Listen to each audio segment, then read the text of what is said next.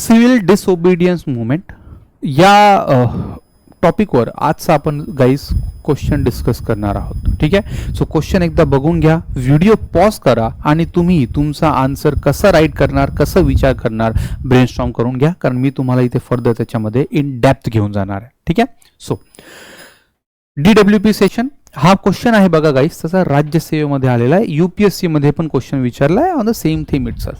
काय क्वेश्चन म्हणतोय, 10 मार्क्स साठी आहे, 150 वर्ड्स, दॅट मीन्स की इथे अलाउड आहेत आपल्याला. आणि काय म्हणतोय, explain the importance of civil disobedience movement. Yes, civil disobedience movement meaning simply की तुम्हाला इथे फार जास्त क्रिटिकल डिमांड नाहीये. येस, डिमांड लिहून घेतली तुम्ही. काय आहे डिमांड? डिमांड आहे की you need to explain importance. बघा क्वेश्चन कसा चेंज होतो. जर मी इथे वर्ड इम्पॉर्टन्स हटवला तर क्वेश्चनचा आन्सर काहीतरी वेगळा होणार, आणि इम्पॉर्टन्स हा वर्ड ऍड केला तर काहीतरी आन्सर डिफरंट होणार. म्हणून सांगतोय क्वेश्चन कधीही इथे कीवर्ड्स इथे हायलाइट झालेच पाहिजे. मी एन्श्योर करतो, सगळ्यांना हेच सांगतो की क्वेश्चन जे तुम्ही रीड करताय ना तिथे कीवर्ड्स हायलाइट करून घ्या. इथे कीवर्ड सिव्हिल डिसओबिडियंट मुवमेंट नाही आहे, इथे इम्पॉर्टन्स हा कीवर्ड आहे, है ना. सो दोन क्वेश्चन, दोन डिफरंट आन्सर्स होऊन जातील ना. So importance of civil disobedient movement, fine, importance आहे. मग आता इंट्रोडक्शन मध्ये काय करणार, पहिले मी रिकॉल करून घेतो मला काय काय माहिती आहे. बरोबर. सिव्हिल डिसओबिडियंट मुवमेंट सिम्पली आपण कधी गांधीजींनी बेसिकली ती लॉन्च केली आहे आफ्टर नॉन कॉपरेशन मुवमेंट. 1919 मध्ये ती लॉन्च केली ती. बघा सक्सेसिव्ह ट्रान्झिशन झाले तर तुम्ही प्रॉपर गांधीच्या मुवमेंट्स बघितल्या. पहिले सत्याग्रह, त्याचे नॉन कॉपरेशन होतं की अजून लॉ ब्रेक करणार नाही पण कॉपरेट नाही करणार ब्रिटिश इंडिया सोबत. त्याच्यानंतर डिसओबिडियन्स म्हणजे मी लॉ ब्रेक करणार आता because you are not listening to us. आणि then 1942 quit India movement. Now we will even force you to move out. Are you getting? कशी सक्सेसिव्ह स्टेजेस आहेत, आणि या स्टेज मधली, या ट्रान्झिशन मधली सेकंड मुवमेंट आहे मिडल मुवमेंट. मग आता इथे Gandhiji was basically a mass leader, you know the leader of whole India, that was basically accepted. आणि गांधीजींनी आता इथे ग्रेट, म्हणजे याच्या बॅकग्राऊंडवर काय काय, ग्रेट डिप्रेशनचा इम्पॅक्ट आहे, इंटर वॉर पिरियड मधला जो ब्रिटिशांच्या पॉलिसीज आहे त्याचा पण इम्पॅक्ट आहे, disappointment that came from 1919 act and later policies also, तो सुद्धा याच्यावर इम्पॅक्ट आहे, है ना. आणि मग काही सिच्युएशनल हे जे पॉइंट्स असतील ते सुद्धा. ठीक आहे. मग तुम्हाला हे पॉइंट्स इथे लिहिणं गरजेचे, सगळे नाही पण ऍटलीस्ट काही की पॉइंट्स इथे मेन्शन करणं मस्ट आहे. मग त्याच्यानंतर काय की मग ही मुवमेंट बद्दल लिहायचं का आपल्याला? आन्सर इज नो, कारण मुवमेंट बद्दल नाही विचारलं, इम्पॉर्टन्स ऑफ द मुवमेंट बद्दल विचारलं. मग या मुवमेंटचे इम्पॉर्टन्स काय? मग मी जे मला पॉइंट्स दिसत आहेत इम्पॉर्टन्सचे, ठीक आहे, पहिले इंट्रोडक्शन मध्ये काय, अबाउट सिव्हिल डिसओबिडियन्स मुवमेंट, है ना. मग याचं टाइमलाईन लिहा. दांडी मार्च आलाच पाहिजे तिथे वर्ड. ठीक आहे, दांडी मार्च असलंच पाहिजे, कीवर्ड तिथे असणंच मस्ट आहे. त्याच्यानंतर मग 2 फेज मधली मुवमेंट होती ही पण लिहा.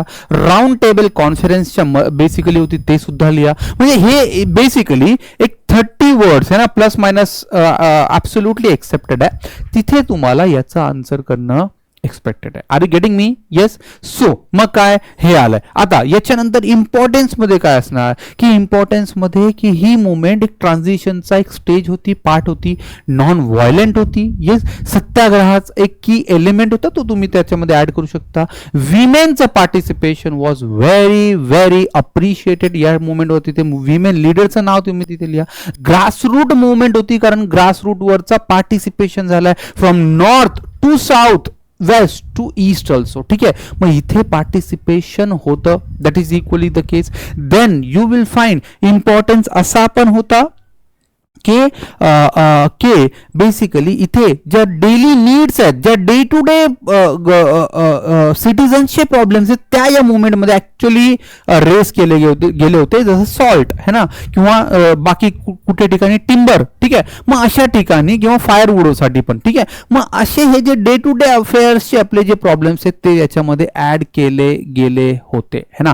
गांधीजींचा एक लीडरशिप फायनली एक्सेप्टेड पण झाली आहे. ठीक आहे. मग तुम्ही हे पॉइंट्स काय हे सगळे ऍज इम्पॉर्टन्स म्हणून तुम्ही तिथे देऊ शकता. बघा इंट्रोडक्शन मध्ये दांडी मार्च आलाय, डॉमिनियन स्टेटसचा पॉइंट पूर्ण स्वराजवाला पॉइंट तिथे असला पाहिजे. ठीक आहे, मग याचा इम्पॅक्ट है ना, इम्पॅक्ट मग ब्रिटिशांवर काय इम्पॉर्टन्स होता की ब्रिटिश इक्वली रिअलाइज की आता इंडियन्सला गव्हर्नन्स मध्ये पार्टिसिपेट करणं मस्ट आहे. 1935 मध्ये स्टेटची ऑटोनॉमी मग प्रोव्हिन्शियल ऑटोनॉमी सुद्धा त्यांनी दिली आहे ना. राऊंड टेबल कॉन्फरन्स असेल, सायमन कमिशन असेल, ते सगळेच. ठीक आहे, सायमन कमिशन पण तिथे असला तर दॅट विल बी गुड. ठीक आहे, मग याचे इन्स्टिट्यूशनल इम्पॅक्ट तुम्ही हेडिंग टाकू शकता. इकॉनॉमिक इम्पॅक्ट, मास मोबिलायझेशन, तिथे विमेन, फार्मर आणि even tribals also they equally participated there. ठीक आहे, बाकी लिडरशिपचा रोल गांधीजी, सरदार पटेल, नेहरू यांची लिडरशिप एक्सेप्ट झाली ऑल अक्रॉस दी कंट्री. ठीक आहे, त्याच्यानंतर ब्रिटिशांचा इकॉनॉमिक रेव्हेन्यू लॉ जो झालाय तो सुद्धा. You can have multi dimensional approach over here. बघा गाईज, जेव्हा इम्पॉर्टन्स विचारलाय, जेव्हा सिग्निफिकन्स विचारलाय, ट्राय करा त्याला जेवढे नंबर ऑफ डिव्हिजन्स मध्ये आणि डायमेन्शन्स मध्ये तुम्ही प्रेझेंट करू शकता है ना. मग अशा केसमध्ये तुमचा हा जो आन्सर आहे तो जास्त इफेक्टिव्ह असेल. येस, मी ट्राय करतोय तुम्हाला कमीत कमी टाइम मध्ये बेसिकली एक्सप्लेन करू, ज्याच्यामुळे तुम्हाला 100% याची आयडिया येईल. ठीक आहे, मग कन्क्लुजन कसं करणार. मग बघा, परत कन्क्लुजन कसं असलं पाहिजे, कीवर्ड्स असले पाहिजे.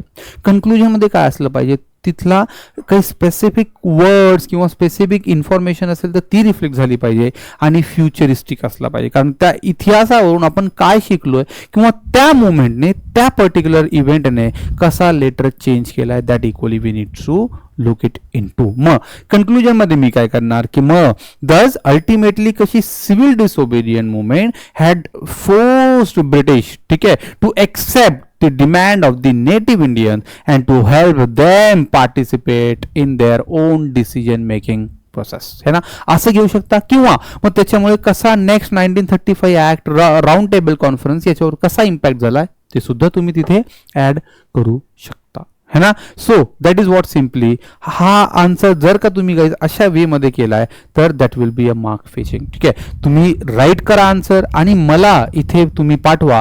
I will give you you know a right evaluation for this. Answer writing foundation programme सुद्धा मी स्टार्ट केलाय फॉर 2027 टार्गेटिंग. ठीक आहे, सो इंटरेस्टेड असाल तर absolutely you can connect with me here. ठीक आहे, so guys, this is all about for this session. परत भेटूयात in the next video. Thank you.